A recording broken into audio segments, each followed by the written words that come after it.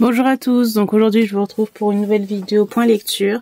Alors, j'ai lu, ce sont des livres encore une fois que j'ai lu il y a déjà des mois de cela. Ça c'est un livre que j'ai dû lire au mois de janvier-février. Je filme, on est au mois de juin, voilà, mi-juin.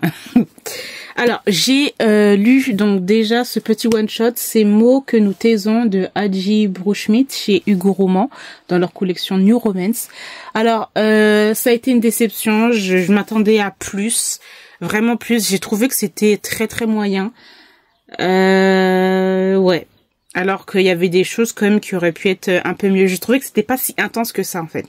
Surtout dans les émotions et dans tout ce qu'on nous a présenté. Donc là en fait, on est dans un monde en tout cas médical.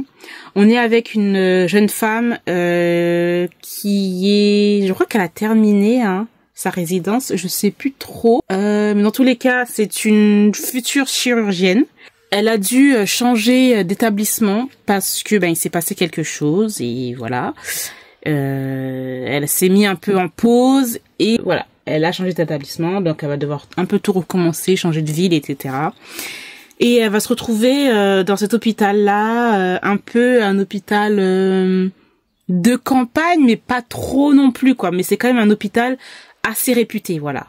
Il y a des très très bons chirurgiens, de très très bons médecins.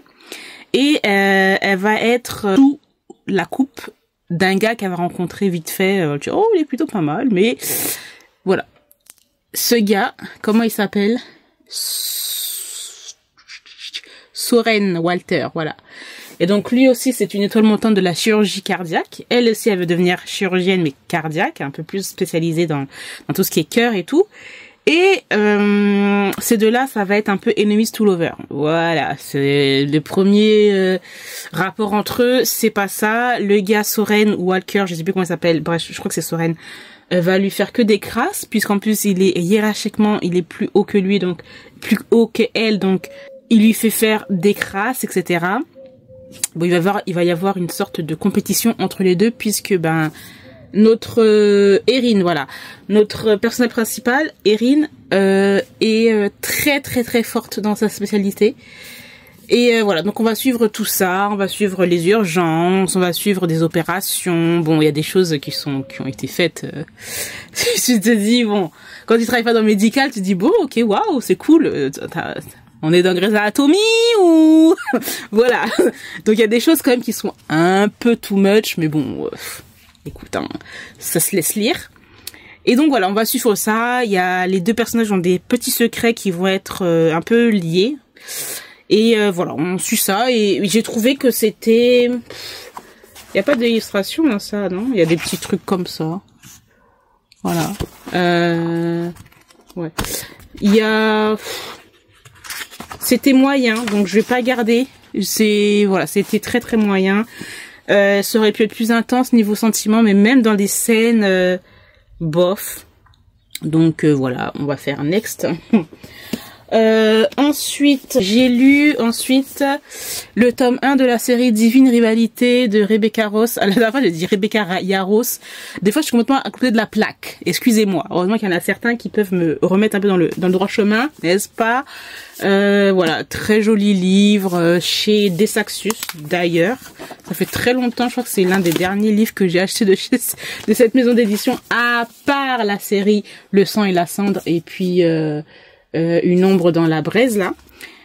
Alors j'ai bien aimé. Franchement j'ai bien aimé. C'est vraiment vraiment pas mal. En plus c'est une... c'est un peu un récit en plus un peu épistolaire si je me trompe pas, parce qu'il y a des moments en fait où les personnages ne se rencontrent pas, mais en fait ils échangent, ils communiquent en échangeant des lettres, voilà. Vraiment dans un autre genre, il y a un peu de fantastique là-dedans, enfin on est avec il y a de la guerre, il y a les dieux, tout un désolé, je suis plus dans le coup. Comment on dit ça? Un world build, c'est ça? Voilà. Parce que maintenant on parle à moitié français, à moitié anglais, bref. Et donc il y a tout un monde qui est construit par rapport à cette série qui est vraiment vraiment pas mal. J'ai pas été plus emportée que ça. J'ai bien aimé les personnages. Franchement, les personnages sont vraiment vraiment bien développés, je trouve, en tout cas pour ce premier tome-là. Et voilà, on a tout ce qui est guerre, tout ce qui est complot. Là, et il y a le personnage principal qui va accepter une mission et va aller au front.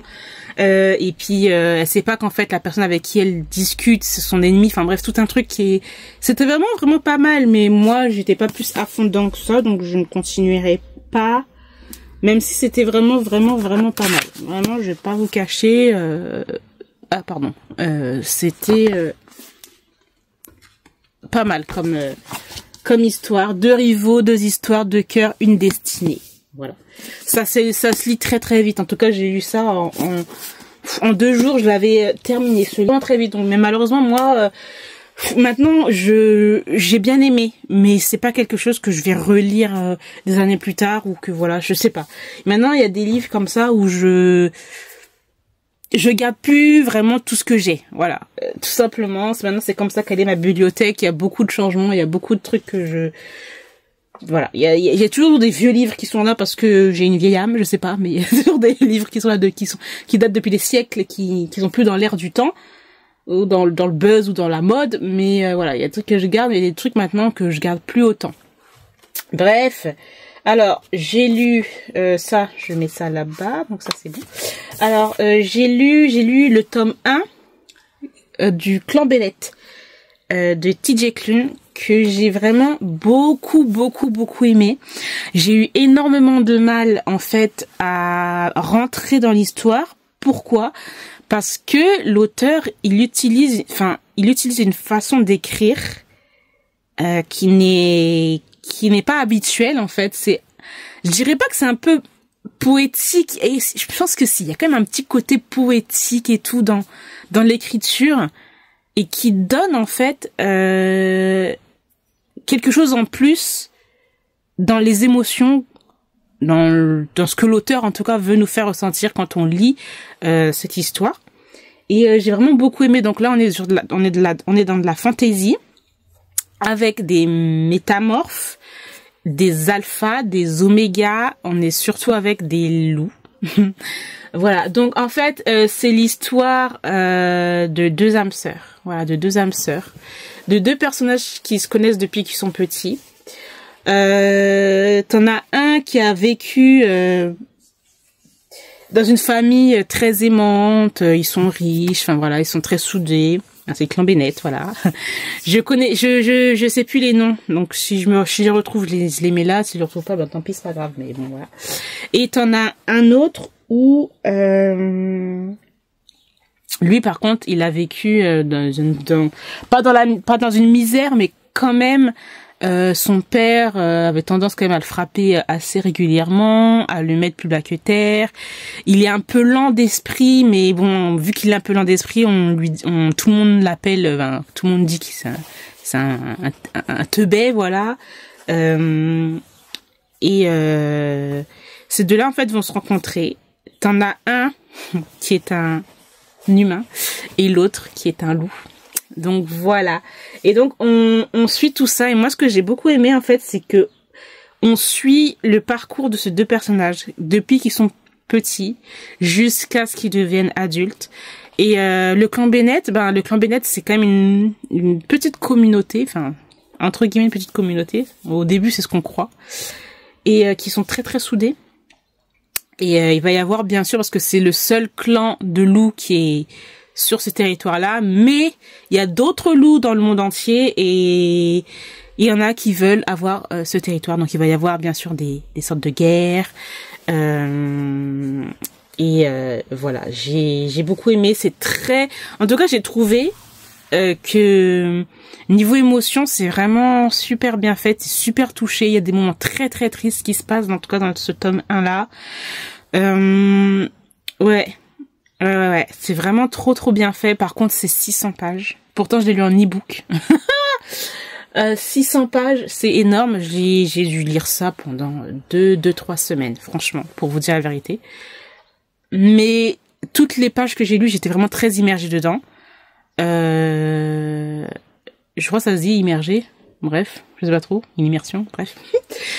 Et voilà, c'était vraiment super bien. Donc le tome 2 est déjà lu, le tome 3 est déjà lu, j'en dirai plus dans les prochains updates lecture, point lecture. Mais ouais, franchement, c'était vraiment cool. Donc moi, je vais terminer ici. Bon, c'était un petit point lecture parce qu'en fait, il y en a encore plein, mais bon, ça va durer trop longtemps. Mais là, je vais terminer ici pour ce point lecture, cette update lecture. J'espère que cette vidéo vous aura plu. Je vous remercie de l'avoir regardé et je vous retrouve très bientôt. Bye!